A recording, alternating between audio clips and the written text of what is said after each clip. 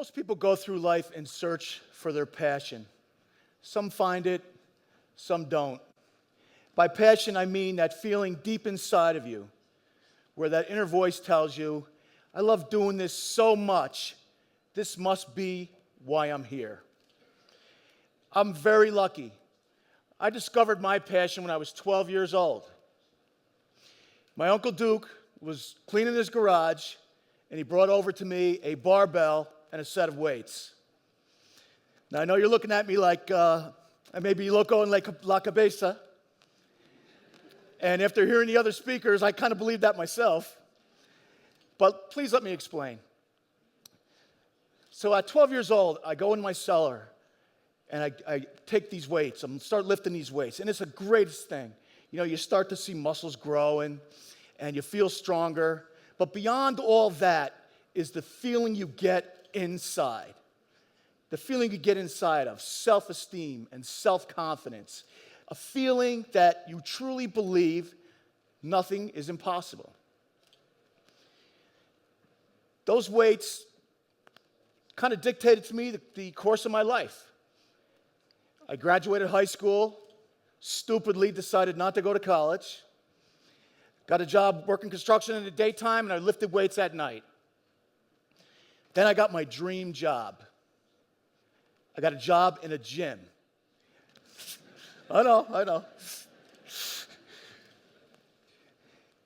It was great. All I got to do was work out all day, and I got to train people. And it was great because I tried to put into those people that I trained that same feeling I had when I was 12 years old, to go beyond just the obvious physical benefits, to get that feeling inside. Because anybody, I don't care, not everybody's going to look like Arnold or be the world's strongest man, but everybody can get that feeling by working out. So I trained for years. I trained A to Z, lots of people, from competitive athletes, weightlifters, bodybuilders, people training for football seasons. I even trained people that made it into the Olympics and won a gold medal. Then one day, something happened that changed the course of my life. One of the members in the gym, his friend, fell out of a tree and became paralyzed. And he came over to me, he goes, I got a friend of mine that this happened to, and I was thinking, maybe we could get him in here, and maybe you could do something with him, because he's very depressed, doesn't want to leave the house. Maybe if we get him in here with our crazy bunch of guys, maybe it'll at least get him out of the house. So I said, send him in, we'll see what we can do. And we learned together. I had no idea about people with disabilities, certainly not spinal cord injured. I'm no scientist, as you can tell. But I taught him how to get strong, how to get in condition, how to feel better about yourself, and he taught me the daily struggles that people with disabilities endure. He made tremendous progress, and he ended up going back to the hospital to visit, and the doctors couldn't believe it was the same guy, because he was really socially and mentally devastated after his injury. And now here comes this guy coming in, wheeling in his wheelchair. Not only does he look good, but he's so confident and upbeat that it was like night and day from when they knew him back when, right after his accident. And he started going into the rehab centers, and people said, you know what? It must be working for you. Can we come too? So more people started coming in. In that first year, I had about 8 people. The gym was great. They let me train them. I trained them for free, and the gym was great because the members loved having them there. They were inspiring the other members because they always worked really hard. Not to say we didn't have our moments. Back in those days, I had to transfer people from their wheelchair onto the machines. And sometimes I would push too hard, or they would lose balance, and they would slide off and fall. And the whole gym would be like, oh, my God. But we would be laughing. It was a comedy of errors. Just another example. I don't want to keep you here all day, but when I would transfer people to bench press, I'm sure people are familiar with the bench press. You lay down, you press the weight up. The last thing you want when you're bench pressing is your feet to go like this. When spinal cord injured people change their positions, they get spasticity in their legs. Even though they don't have any feeling, their legs will start kicking in that. So we would talk unsuspecting members into coming over, and I would say, okay, put your hands on their knees and gently step on their toes. And they couldn't wait to help us. So they'd do it, and the second he would step on their toes, the lifter would go, ah! And of course he would jump back. Well, I could drive a truck on their toes. They can't feel anything. So, yeah, we're crazy. So at the end of the first year, we had 8 people. We called ourselves the Warriors on Wheels, just for no other reason that it sounded cool. That's it. Nothing scientific about it. Then a sports writer who worked out at the gym really was watching this one of the original 8 who made the same kind of a transformation. Not so much physical, but his attitude and all that. And he said, I'd like to do a story on this young man. I said, and we did. He did a story on him. It was like a Sunday feature. And man, that was it. Boom. It was decision time. My phone rang off the hook. I had no idea how many people and the people with disabilities that would be even interested in doing this. And I went from 8 people to 44 in 6 weeks. Now, the decisions I told you about. The gym was paying me not to train wheelchair people for free, and they were nice enough to let 8 people come in for free, but now I had 44 people, so I had to make a decision, and I never wavered. I quit my job, I leased space at the gym, and just kept moving on. I didn't worry about if they could afford to pay, because most of them couldn't. I charged a nominal fee if they could, and the rule is, to this day, if you can afford it, pay it, our weekly fee or monthly fee. If you can't, I don't worry about it. It doesn't matter. But that left me with a decision, too, because, life isn't free. So I ended up getting a second full-time job outside of this to support myself and my family. So, things were going great. My phone really, that one article for the next probably 2 years, I had people calling me. I never spent $1 on advertising. Most of my referrals that come from the schools, the people who are out when they go to the mall, they run into other people with disabilities and they let them know. They're my best advertising, I guess, is what I'm trying to say. And, we got so many people, I said, well, the next decision we had to make was to open our own place. My dream was always to open up my own gym. Never had the funding or the money for it. So I said, well, I need to find space. So I found space. There was 4 abandoned apartments in a public housing high-rise called the projects in America. I don't know what they call them here in Spain. And you would recognize the neighborhoods. I'm sure there's the same neighborhoods in every city in the world.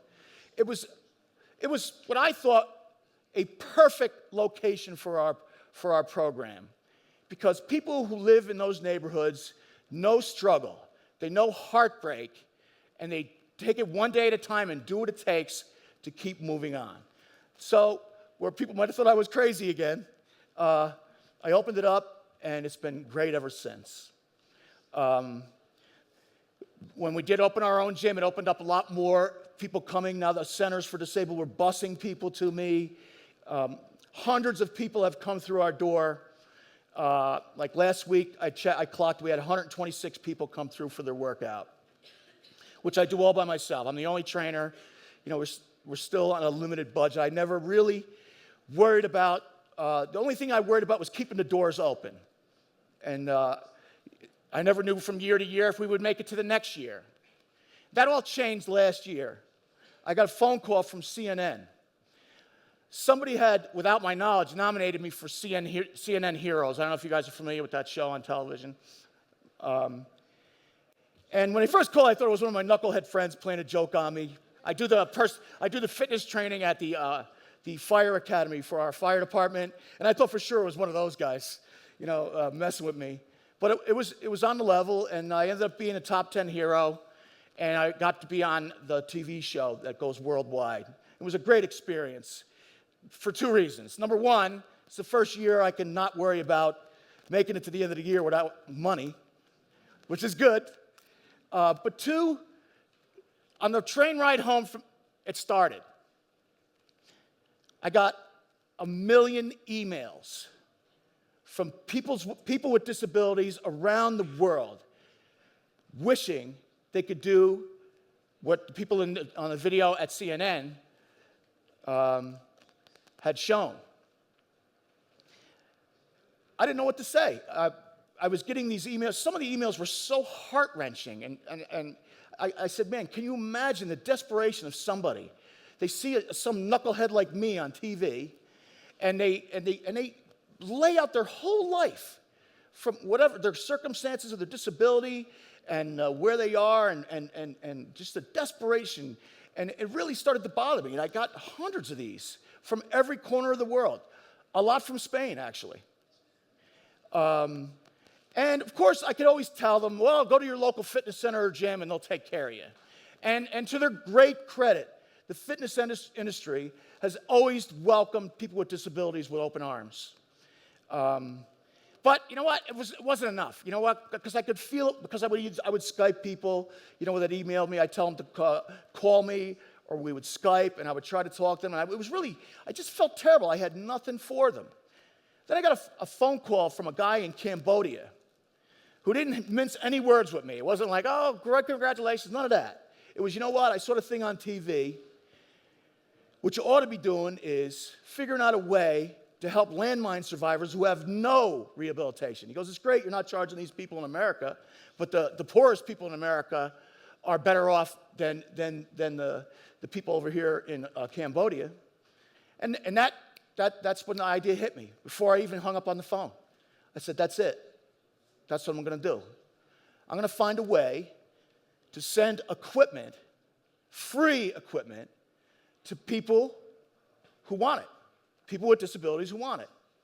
So I started with the landmine survivors, and I've shipped equipment to lots of countries in Africa that are war-torn areas. You probably recognize them from the newspapers: Somalia, Darfur, Mali.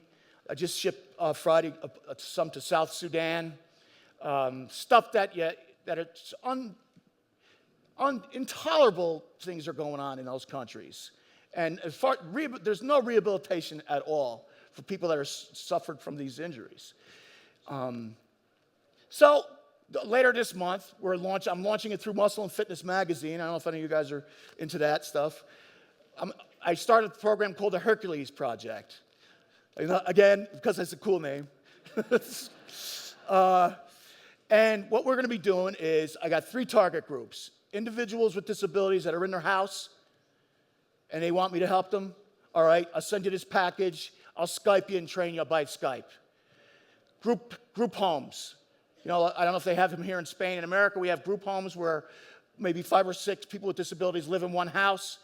I'm going to do the same with them. And, of course, the landmine survivors and people in war-torn areas that have no rehabilitation alternatives. In fact, and the people in my program at camp couldn't be more excited about it.